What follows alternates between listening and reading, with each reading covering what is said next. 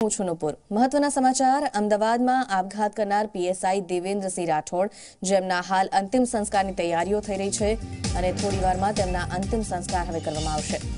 તો ડીવાયએસપી સામે ફરિયાદ કરવાની પરિવારની માંગ હતી, ત્યારબાદ જ મૃતદેહ સ્વીકારવાની વાત હતી। તો આખરે ડીવાયએસપી સામે જ્યારે ગુનો નોંધવામાં આવ્યો છે ત્યારે પરિવારે મૃતદેહ ગઈકાલે સ્વીકાર્યો અને આજે અંતિમ વિધિની તૈયારીઓ થઈ રહી છે। બીજી તરફ જેની સામે ગુનો દાખલ થયો છે તે ડીવાયએસપી એનપી પટેલ ભૂગર્ભમાં ઉતરી ગયા છે। હાલ તેમની કોઈ ભાડ નથી। તો પીએસીઆઈ 377 મુજબ ગુનો દાખલ કરવામાં આવ્યો છે તેમના વિરુદ્ધ। ડીવાયએસપીએ આત્મહત્યા માટે દુષ્પ્રેરણા આપી હોવાનો આક્ષેપ પરિવારજનોએ કર્યો છે। સુસાઇડ નોટમાં પણ ડીવાયએસપીના ત્રાસની વાત કરી હતી દેવેન્દ્રસિંહ રાઠોડે। તો આક્રંદના દ્રશ્યો, પીએસઆઈના નિવાસસ્થાનના દ્રશ્યો, આત્મહત્યા કરી લેતા પરિવારમાં શોકનું મોજું ફરી વળ્યું હતું। 4 દિવસની ન્યાયની લડત તેમણે ચલાવી। જ્યાં સુધી ફરિયાદ ન નોંધાય ત્યાં સુધી મૃતદેહ સ્વીકારવાનો ઇનકાર કરાયો અને આખરે 4 દિવસની લડત બાદ ફરિયાદ નોંધવામાં આવી, ત્યારે હવે અંતિમ વિધિની તૈયારીઓ થઈ રહી છે।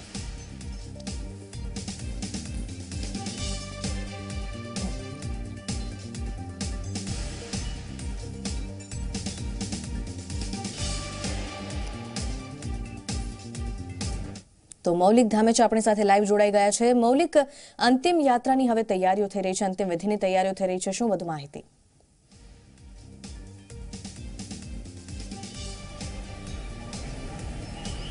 નુપુર, જે દિવસથી જે મૃતદેહ હાથમાં આવ્યો ત્યારે જ પરિવારજને આ જે મૃતદેહ છે તે સ્વીકારવાની વાત કરી નહોતી, કારણ કે જે રીતે ડીવાયએસપી છે, ડીવાયએસપી કક્ષાના અધિકારી ઉપર આરોપ લાગ્યો હતો અને તેને પોલીસ ખાતા તરફથી છાવરવાનો ક્યાંક પ્રયત્ન કરવામાં આવતો હતો, તેને લઈ પરિવારે આ મૃતદેહ સ્વીકારવાની ના કહી હતી। પરંતુ આખરે જ્યારે ડીવાયએસપી એનપી પટેલ વિરુદ્ધ આ ફરિયાદ દાખલ થઈ છે, આત્મહત્યાના દુષ્પ્રેરણની ફરિયાદ માટે પણ દાખલ થઈ હોવાથી પરિવારજનોને એક આશ્વાસન મળ્યું છે અને યોગ્ય તપાસની ખાતરી મળી છે, જેને લઈ પરિવારે આ જે મૃતદેહ છે તે સ્વીકાર્યો છે। હાલ જે તેમના ચાંદલોડિયા સ્થિત નિવાસસ્થાન છે ત્યાં આગળ તેમનો મૃતદેહ છે તે લાવવામાં આવ્યો છે અને હવે અહીંયાથી તેમને વાડજ ખાતેના સ્મશાનગૃહ ખાતે લઈ જવામાં આવશે। મોટી સંખ્યામાં જે પોલીસ અધિકારીઓ કહી શકાય, તેમની સાથેના બેચમેટ છે તે પણ અહીંયા આગળ અત્યારે હાલ તેમની અંતિમ સંસ્કાર માટેની વિધિમાં તેઓ હાજર રહ્યા છે। મહત્વની વાત એ કહી શકાય કે જે રીતે 6મી તારીખે તેમનો દીક્ષાંત પરેડ હતી તે પહેલાં જ તેમણે આત્મહત્યા કરી હતી।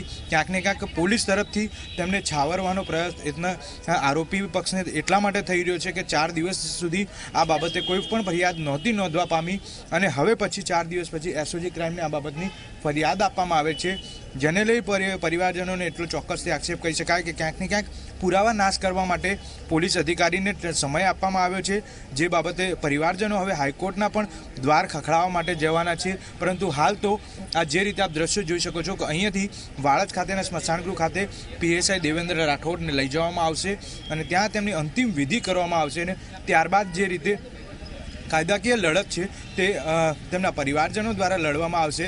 પરંતુ હજી પણ તેમને આ બાબતે કોઈને કોઈ શંકાઓ એટલા માટે ઉપજે છે કે આ બાબતે પોલીસ ખાતાના જે અધિકારી કહી શકાય તે પ્રકારના અધિકારી છે અને અન્ય જે અધિકારી તરફથી તેમને ક્યાંક ને ક્યાંક છાવરવાનો પ્રવાસ ચોક્કસથી થઈ રહ્યો છે।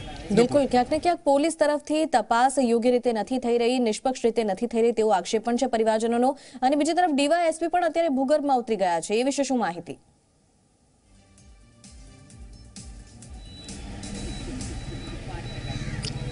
નુપુર, જે રીતે ફરિયાદને 4 દિવસ થયા, જે તે સમયે અન્ય પુરાવાની વાત કરીએ તો અન્ય પુરાવાઓ પણ નાશ કરવા થઈ શકે છે અને પોલીસ વિભાગ તરફમાં જે નોકરી કરતા ફરજ બજાવતા હોય તેમને યોગ્ય રીતે માલુમ હોય છે કે જ્યારે પ્રકારે કોઈ પણ આરોપી હોય છે તે પુરાવાના નાશ કરવા માટે ભાગેડું જાહેર થતો હોય છે અને ત્યારબાદ પોલીસ સામે સરેન્ડર થતો હોય છે, ત્યારે આવા કેસમાં એક ડીવાયએસપી તરીકેના જે અધિકારી છે તેમને આ રીતે છોડવામાં કઈ રીતે આવે? શું પોલીસ ખાતાએ આ પ્રકારની જે પૂર્વ તૈયારીઓ હોય તે ડીવાયએસપીની ધરપકડ માટેની નહોતી કરી, તેમના લોકેશન નહોતા જાણ્યા, તેમના મોબાઈલ નંબરની જાણકારી નથી મેળવી, કાં તો પછી તેમના આસપાસના જે વિસ્તારો છે કે તેઓ તેમનું જ્યાં ઘરનું લોકેશન છે તે વિસ્તારની માહિતી અવગત નહોતા થયા। આ તમામ જે સવાલો છે તે પરિવારજનો અત્યારે એટલા માટે ઉઠાવી રહ્યા છે કે 4 દિવસ બાદ ડીવાયએસપી વિરુદ્ધ જે ફરિયાદ દાખલ થઈ છે તે માત્ર ને માત્ર તેમને બચાવવાના કામગીરીના કારણે આ ફરિયાદ દાખલ થઈ હોય તેવું પરિવારજનોનું ચોક્કસથી માનવું છે।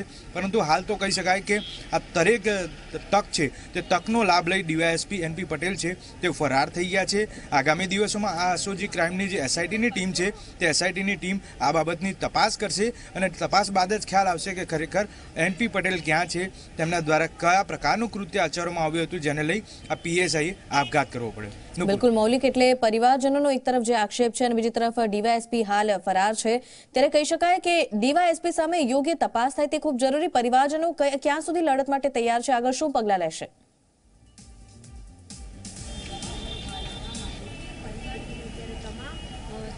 બિલકુલ નુપુર, જે રીતે પરિવારે પહેલેથી જ આ મૃતદેહ સ્વીકારવાની ના પાડી હતી તેની પાછળનું જે કારણ છે તે અત્યારે સ્પષ્ટ થઈ રહ્યું છે કે અત્યારે હાલ જે પ્રકારે તેમણે મૃતદેહ સ્વીકારવાની હા પાડી છે, પરંતુ તે ફરિયાદ દાખલ થઈ છે, તેમને આશ્વાસન આપવામાં આવ્યું છે કે હવે આ બાબતે યોગ્ય તપાસ કરવામાં આવશે. પરંતુ બીજી તરફ અત્યારે હાલની વાત કરીએ તો જે રીતે તેમના મૃતદેહને લઈ અંતિમ સંસ્કારની વિધિ માટેની જે તૈયારીઓ થઈ રહી છે તે આપ તેમના ઘરના નિવાસસ્થાનના દ્રશ્યો છે તેની ઉપરથી જોઈ શકો છો કે જે રીતે આ પીએસઆઈનો એક બહોળો પરિવાર કહી શકાય તે અહીંયા આગળ હાજર છે. તેમની અંતિમ ક્રિયા માટે દરેક જે પોલીસ અધિકારીઓ છે તે પણ અહીંયા આગળ આવેલા છે, પરંતુ ક્યાંય એસઓજીની ટીમ જે છે તપાસ અધિકારી તે અહીંયા નથી દેખવા મળી. સ્થાનિક પોલીસ છે તેને અહીંયા ખાસ કરી રાખવામાં આવી છે. 10 વાગ્યાની આસપાસનો સમય જે હતો, પરંતુ અત્યારે હાલ થોડો ઘણો જે સમય છે તે લેટ થઈ રહ્યો છે. અહીંયાથી તેમને વાળદ સ્મશાન ખાતે દેવેન્દ્ર રાઠોડને લઈ જવામાં આવશે અને ત્યાં તેમની અંતિમ વિધિ કરવામાં આવશે. મહત્વનું કહી શકાય કે જે પરિવારજનો છે તે પરિવારજનો અત્યારે હાલ પણ પોલીસ અધિકારીઓ સાથે, પોલીસ મિત્રો સાથે એ વાતની ચર્ચા વિચારણા કરી રહ્યા છે કે ખરેખર પીએસઆઈ રાઠોડ આ પ્રકારે માનસિકતા નહોતા ધરાવવા, શા માટે તેમણે આત્મહત્યા કરી, 4 દિવસ સુધી તેમની જે ફરિયાદ નથી લેવામાં આવી, શું પોલીસ ખાતા તરફથી કોઈ તેમને દબાણ હતું, પોલીસ ખાતાને કોઈ પ્રકારની સૂચના આપવામાં આવી હતી, કયા કારણોસર આ બાબતની ફરિયાદ નહોતી લેવામાં આવી. આખરે આ મીડિયા જે ટ્રાયલ ચલાવવામાં આવી અને મીડિયા સમક્ષ જે રિપોર્ટ આવ્યો હતો અને ત્યારબાદ મીડિયાએ જે કામગીરી કરી અને 4 દિવસને અંતે એસઓજીની ટીમે જે તપાસની શરૂઆત કરી છે, ડીજી દ્વારા તે બાબતની તપાસ માટેના આદેશ આપવામાં આવ્યા હતા અને હવે માત્ર જે કાર્યવાહી ચાલે છે તે માત્ર ફરિયાદને આશ્વાસન આપી તેમને યોગ્ય તપાસ થશે તેનું આશ્વાસન આપવામાં આવ્યું છે. એટલે કહી શકાય કે હજી પણ પરિવારને શંકાઓ છે કે તે આ બાબતે ક્યાંક ને ક્યાંક પોલીસ ખાતા તરફથી ઢાંક પીછોડો થઈ રહ્યો છે. ડીવાયએસપી પટેલને બચાવવાની કામગીરી પણ પોલીસ ખાતા તરફથી થઈ રહી છે તેવું ચોક્કસથી પરિવારજનોનો આક્ષેપ છે. બિલકુલ મૌલિક, આભાર સમગ્ર માહિતી માટે. તો એક તરફ ફરિયાદ નોંધવામાં 4 દિવસ જેટલો સમય લાગ્યો, તેના પરથી જ કહી શકાય કે કાર્યવાહી કઈ દિશામાં થઈ રહી છે અને કોને છાવરવાનો પ્રયાસ થઈ રહ્યો છે. તો ડીવાયએસપી કક્ષાના જ્યારે અધિકારી સામે ગુનો દાખલ કરવાનો હોય ત્યારે કહી શકાય કે પોલીસ પણ ક્યાંક ને ક્યાંક છાવરી રહી છે, પ્રયાસ કરી રહી છે આ સમગ્ર મામલો શાંત પાડવાનો.